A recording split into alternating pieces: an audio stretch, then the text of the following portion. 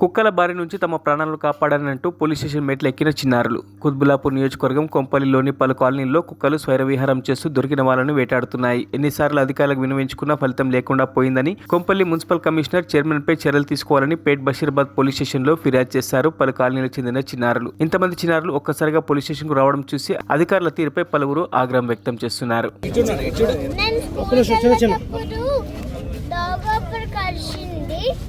అప్పుడు నేను హాస్పిటల్లో ఇంజెక్షన్ వేసింది.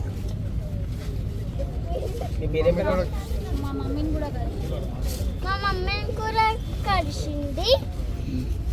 చూడమ్మా, చాలా కుక్కలు ఉన్నాయి. మమ్మల్ని కాపాడండి. తన్విహ. ఇప్పుడు ఎక్కడికి వచ్చారు?